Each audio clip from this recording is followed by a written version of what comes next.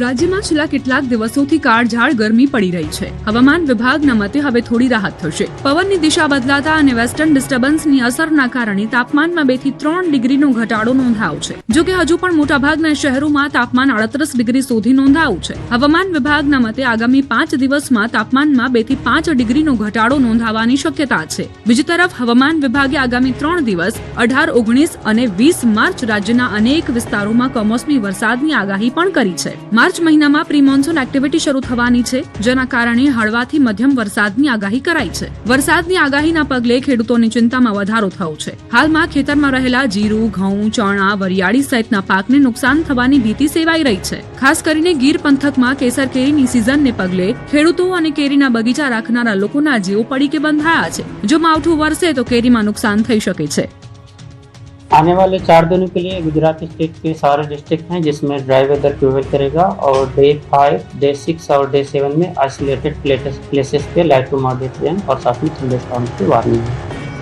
और जो डिस्ट्रिक्ट हैं जहाँ पे लाइट टू मॉडरेट रेन और साथ में थंडरस्टॉर्म की वार्निंग है डे 5 के लिए वो है कच्छ, द्वारका, मोरबी और जामनगर डिस्ट्रिक्ट है। और गुजरात रीजन पे बनासकांठा, साबरकांठा और पाटन डिस्ट्रिक्ट शामिल हैं जहाँ पर डे 5 को लाइट टू मॉडरेट रेन और साथ में थंडरस्टॉर्म की वार्निंग है। હવામાન વિભાગના મતે થંડર સ્ટોર્મ એક્ટિવિટી સાથે વરસાદ પડી શકે છે। 18 અને 19 માર્ચે કચ્છ, બનાસકાંઠા, પાટણ, સાબરકાંઠા, મોરબી, જામનગર, દ્વારકામાં વરસાદની આગાહી વ્યક્ત કરી છે। તો 19 માર્ચે સુરેન્દ્રનગર, રાજકોટ, બોટાદ, અમરેલી, ભાવનગર, ગીર સોમનાથમાં આગાહી કરાઈ છે। આ ઉપરાંત વડોદરા, છોટાઉદેપુર, ભરૂચ, નર્મદા, સુરત, તાપી, ડાંગમાં પણ થંડર સ્ટોર્મ સાથે વરસાદની આગાહી કરાઈ છે। આમ ગરમીમાં વરસાદી આગાહીથી લોકોને તો રાહત મળશે, પણ ખેડૂતોની હાલત વધુ કઠિન બની જશે તે નક્કી છે। હવે ઘેડ પંથકમાં પાણી નહીં ભરાય। સરકારે ઘેડ વિકાસ યોજનાને સૈદ્ધાંતિક મંજૂરી આપી છે। હવે સૌરાષ્ટ્રના ઘેડ પંથકમાં વરસાદી પાણી ભરાવાની સમસ્યાનો આવશે નિકાલ। રાજ્ય સરકારે ઘેડ વિકાસ યોજનાને સૈદ્ધાંતિક મંજૂરી આપી દીધી છે। પોરબંદરના ધારાસભ્ય અને વન પર્યાવરણ મંત્રી અર્જુન મોઢવાડિયાએ નિવેદન આપ્યું છે। પોરબંદર, જૂનાગઢ અને દેવભૂમિ દ્વારકાના ઘેડ પંથક માટે 1534.19 કરોડની યોજનાની જાહેરાત કરવામાં આવી છે। 2 ઘેડ પંથક છે જેને ગયા વર્ષે સૈદ્ધાંતિક મંજૂરી આપવામાં આવી હતી। ફેઝ 1 ની કામગીરી પ્રગતિ હેઠળ છે। ફેઝ 2 માટે વહીવટી મંજૂરી આપવામાં આવી છે।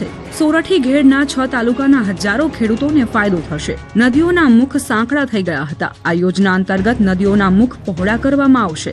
જ્યાં જ્યાં ચેકડેમની જરૂર હશે ત્યાં તે કામ કરવામાં આવશે। આ કામો ઝડપથી પૂરા થાય તે માટે જલ્દી જ મંજૂરી આપવામાં આવશે। મહેસાણામાં કડીમાં શ્વાને રાહદારી પર કર્યો ઘાતકી હુમલો। રાજ્યમાં રખડતા શ્વાનનો આતંક દિન પ્રતિદિન વધી રહ્યો છે। બાળકો અને વૃદ્ધો પર શ્વાન દ્વારા હુમલાઓ વધી રહ્યા છે। ત્યારે મહેસાણાના કડીમાં એક વિડીયો સામે આવ્યો જેને જોઈ રૂવાડા ઉભા થઈ જાય। કડીના રાજપુર ગામમાં રખડતા શ્વાનનો આતંક સામે આવ્યો। હુમલાના સીસીટીવી ફૂટેજ પણ સામે આવ્યા। રસ્તા પર જતા રાહદારી પર શ્વાને અચાનક હુમલો કર્યો। રાહદારી પાસે બચાવ કરવા માટે કોઈ વસ્તુ કે લાકડી ન હતી, પણ તેની પાસે બરણી હોવાથી તેણે પોતાના બચાવ માટે પ્રયાસ કર્યા। પણ જાણે કે શ્વાને પહેલાથી જ નક્કી કરી લીધું હોય તેમ તેણે રાહદારીના હાથ પર બચકું ભરી લીધું। રાહદારી કઈ વિચારે તે પહેલા શ્વાન પોતાનું કામ કરી નીકળી ગયો। ઈજાગ્રસ્ત રાહદારીને હોસ્પિટલ સારવાર માટે ખસેડાયો છે। આ ઘટનાના દ્રશ્યો વિચલિત કરી શકે છે, સાથે વહીવટી તંત્રની બેદરકારીને પણ ઉજાગર કરે છે। વડોદરામાં ડ્રાઈવરને માર મારવાના કિસ્સામાં પોલીસે ગુંડા તત્વોને કાયદાનો પાઠ ભણાવ્યો। રાજ્યમાં કાયદો અને વ્યવસ્થાની સ્થિતિ કાયમ રહે તે માટે પોલીસ સતત પ્રયાસ કરે છે, પરંતુ અસામાજિક તત્વો જાણે પોલીસને રીતસરની ચેલેન્જ આપતા હોય તેવો ઘાટ સર્જાયો છે। વડોદરામાં અસામાજિક તત્વોએ રસ્તા પર તાયફો કર્યો। કુંભારવાડા પાસે સામાન્ય બાબતમાં સરકારી કારના ડ્રાઈવરને માર માર્યો। કાર ચાલકે સાઈડ આપવા માટે હોર્ન વગાડતા અસામાજિક તત્વો ઉકળી ઉઠ્યા અને રસ્તા વચ્ચે જ આંતરી ઢોર માર માર્યો। જાહેરમાં અપશબ્દો બોલ્યા। ડ્રાઈવર આજીજી કરતો રહ્યો। લોકો પણ સમજાવતા રહ્યા, પણ બેફામ ગુંડા તત્વો એકના બે ન થયા। આખરી ઘટનાનો વિડીયો સોશિયલ મીડિયામાં વાયરલ થતા પોલીસ મેદાનમાં ઉતરી કાર્યવાહી કરી। પોલીસે માર મારનાર આરોપીને કાયદાનું ભાન કરાવ્યું। કાન પકડીને માફી મંગાવી અન્ય આરોપીઓની શોધખોળ હાથ ધરાઈ। મારે કોઈ કેસ નથી કરવો, કાર ઊભી રાખો, આ શબ્દો છે કારની બોનેટ પર બેઠેલા એક વૃદ્ધના, પણ કાર ચાલક બેફામ હતો। અમદાવાદ શહેરના નિકોલ વિસ્તારમાં એક હચમચાવી નાખતો બનાવ સામે આવ્યો. અકસ્માત સર્જનારા કાર ચાલકને સમજાવવા ગયેલા એક વૃદ્ધને કારના બોનેટ પર બેસાડી કાર ચાલકે કાર ભગાડી મૂક્યાનો વિડીયો સોશિયલ મીડિયામાં વાયરલ થયો છે. વિડીયોમાં સિનિયર સિટીઝન કહી રહ્યા છે કે હજી કહું છું કેસ નથી કરવો. તેમ છતાં કાર ચાલકે પોતાની કાર ઊભી રાખવાના બદલે રસ્તા પર પૂરપાટ ઝડપે દોડાવી. આ ઘટના નિકોલમાં ખોડિયાર મંદિર પાસેની હોવાની માહિતી છે. GJ13 CB2908 નંબરની i10 કારના ચાલકે એક અકસ્માત સર્જ્યો હતો. અકસ્માત બાદ એક વૃદ્ધ વ્યક્તિ કાર ચાલકને સમજાવવા આવ્યા હતા. ત્યારે કાર ચાલકે ત્યાંથી વૃદ્ધ ઉપર ગાડી ચડાવી ભાગવાનો પ્રયાસ કર્યો હતો. જોકે વૃદ્ધ વ્યક્તિ કારના બોનેટ ઉપર ચડી ગયા છતાં કાર ચાલકે કાર ઊભી રાખવાની જગ્યાએ વૃદ્ધને બોનેટ ઉપર બેસાડીને 500 મીટર જેટલી કાર ચલાવી હતી. આ મામલે હજી સુધી પોલીસ સ્ટેશન સુધી કોઈ ફરિયાદ આવી ન હોય. પોલીસે વાયરલ વિડીયોના આધારે તપાસ કરી કાર ચાલકની શોધખોળ હાથ ધરી છે. રાજ્યમાં રફતારના કહેરની 2 ઘટના સામે આવી, જેમાં 5 લોકો ઘાયલ થયા તો ક્યાંક મારામારી પણ થઈ.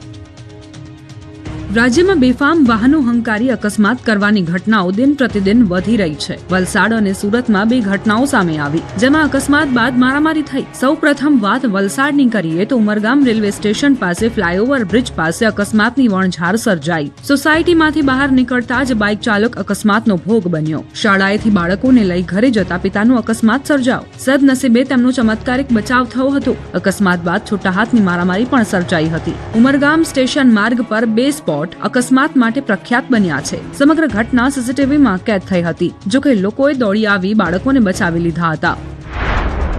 તો બીજી ઘટના સુરતના વેસુમાં બની. અહીં રફતારનો કહેર જોવા મળ્યો. કાપડના એક વેપારીએ બેફામ કાર હંકારી 5 લોકોને ઘાયલ કર્યા. વેસુ સોમેશ્વર એન્કલેવ પાસે મોડી રાત્રે ઘટના બની. કાર રિવર્સ લેતા 2 બાઇકને કાર ચાલકે ઉડાવી. અકસ્માત બાદ ટોળું એકઠું થયું હતું. પોલીસ પણ પહોંચી. કારમાંથી દારૂની અડધી ભરેલી બોટલ મળી આવી. ફૂલ સ્પીડમાં આવતી કારે રસ્તા પર પાણીપુરીની લારી અને 2 ટુ વ્હીલરને અડફેટે લેતા અફરાતફરી મચી ગઈ હતી. જે બાદ ભાગવા જતા પણ અકસ્માત થયો હતો. આ અકસ્માતમાં 2 મહિલા સહિત 5 લોકોને ગંભીર ઈજા પહોંચી હતી. પોલીસે ફરાર થયેલા યુવકની શોધખોળ શરૂ કરી ચાલક વિરુદ્ધ ગુનો નોંધ્યો. કારના ચાલકનું નામ આશિષ શાહ હોવાનું બહાર આવ્યું. પાટણના વાયડ ગામમાં વરઘોડો કાઢવા જેવી બાબતમાં ધીંગાણું થયું અને 25 લોકો ઈજાગ્રસ્ત થયા. વાયડ ગામમાં ધીંગાણું, વરઘોડો કાઢવાની બાબતમાં મારામારી, 25 લોકો થયા ઈજાગ્રસ્ત.